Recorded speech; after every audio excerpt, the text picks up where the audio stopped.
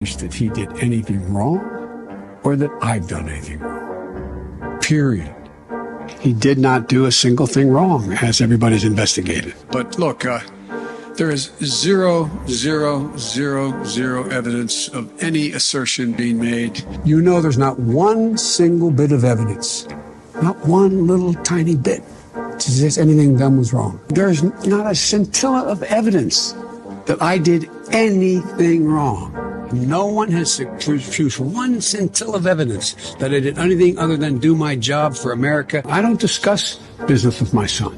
Have you ever spoken to your son about his overseas business dealings? I've never spoken to my son about his overseas business. And I've never discussed what my son's business with him because I didn't want any conflict. Do you stand by your statement that you did not discuss any of your son's overseas business dealings? Yes, I stand by that statement. First of all, I have never discussed with my son or my brother or anyone else anything having to do with their businesses, period. I've never discussed my business or their business, my sons or daughters, and I've never discussed them.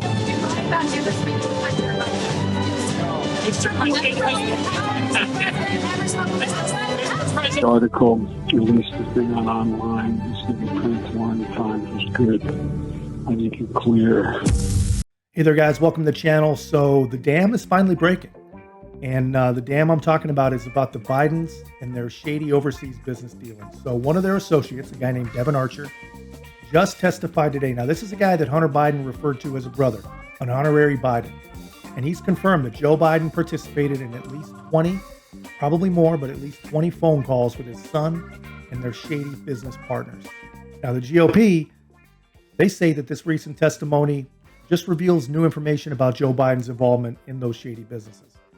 Obviously, to us, it's things we already suspected, but I guess now there's evidence. Now there's corroboration. And there's even talk about impeachment, as there should be.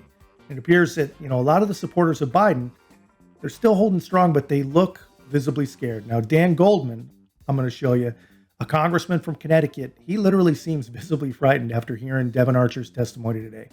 And although Goldman says that Joe only coordinated with Hunter's business associate to say hello, so he's corrupt. He's not corrupt. He's just really, really, really polite. And he'll expose himself to shady dealings for Hunter's business partners, but he won't expose himself to the truth about a seventh grandchild that Hunter is also responsible for. Make that make sense. Anyway, take a look at this absolutely impressive mental gymnastics of this guy Goldman. But before we do, guys, thanks to everyone that's been subscribing and leaving these great messages. We really appreciate the support. And if you haven't already, guys, help us with the algorithm. Help us get our message out there. Make sure to like, comment, subscribe. Most importantly, share the Common Sense Garage. And every time you do, a leftist loses their wings. Many people, Hunter spoke with his father every day and would often occasionally would put his father on to say hello to whomever he happened to be caught at dinner with. And Mr. Archer clarified that was sometimes people that they were having, they were trying to do business with, and it was sometimes friends or other social engagements. Happy to take a couple of questions. Congressman Goldman, yes. So there are Republican allegations that the Bidens received money through shell companies. Did Archer talk about those? Did he verify those allegations? There is no evidence that anyone other than Hunter Biden received any money in connection with the business transactions with Devon Archer. So to confirm, you're saying that the speakerphone conversations, they don't seem concerning to you because there is no specifics about business, and it just seemed like it was clear that it was part of the daily conversations that Hunter Biden had with his father.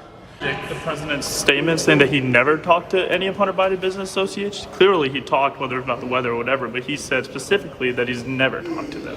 Doesn't this contradict them? I don't know what his comment is, and if we're gonna, I don't think that's what he said. He never said that he has never spoken to anyone.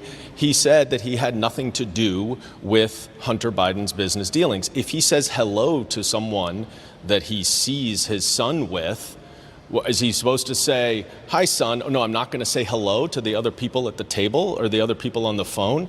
It's kind of a preposterous premise to think that a father should not say hello to people that the son is at dinner with, and that is literally all the evidence is. Was this like a party trick that Hunter Biden used to impress the people he was with, whether they were friends or business associates? No, the witness, Mr. Archer, was very clear that Hunter spoke to his father every day.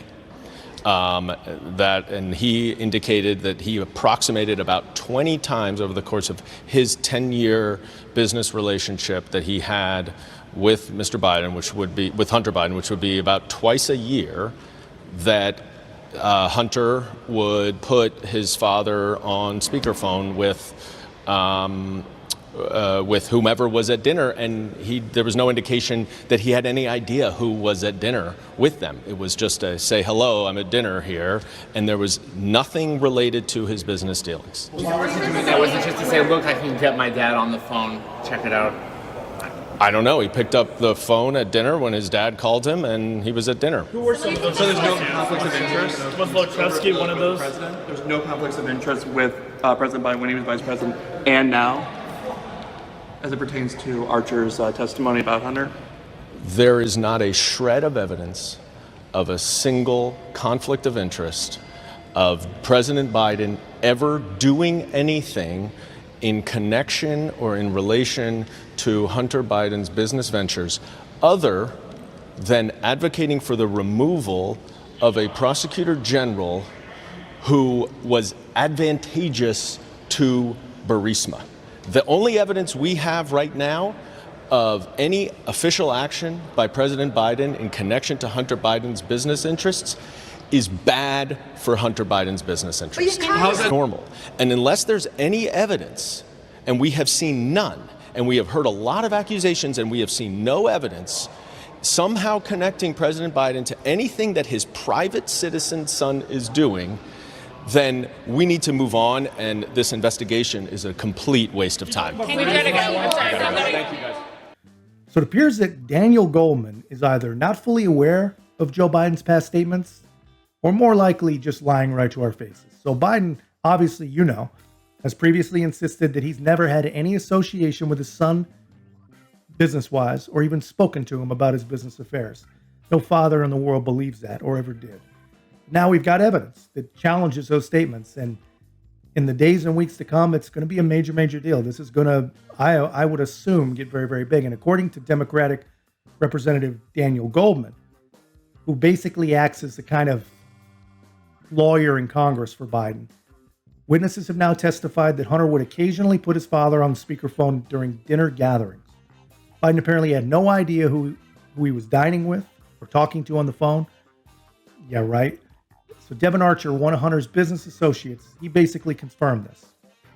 You guys saw my video earlier. And they're going to get wild, guys. This is going to be a big thing. I think they really will have no choice but to finally pay attention.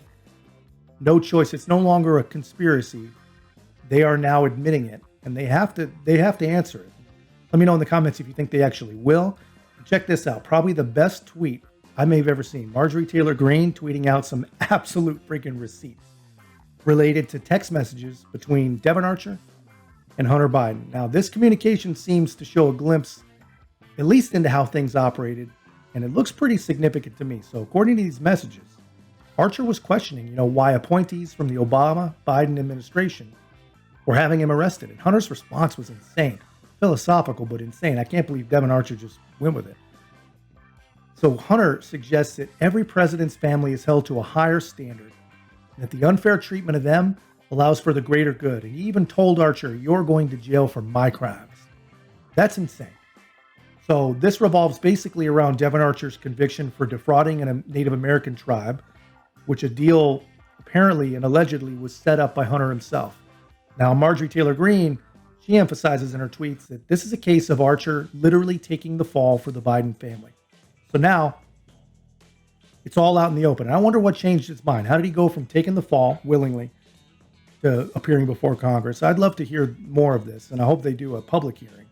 But now it's all out in the open, guys. Even the Democrats and their media protection racket, they have no choice but to cover it. And this is going to develop. This is going to get big, I would imagine. But like I said in earlier videos, sometimes I feel like the get Trumpers, always feeling like the next shoe is going to be the shoe that gets him.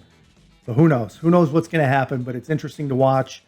And let me know your thoughts in the comments, guys. And if you haven't already, make sure you like, comment, subscribe, and most importantly, share the Common Sense Garage, and we'll see you in the next one.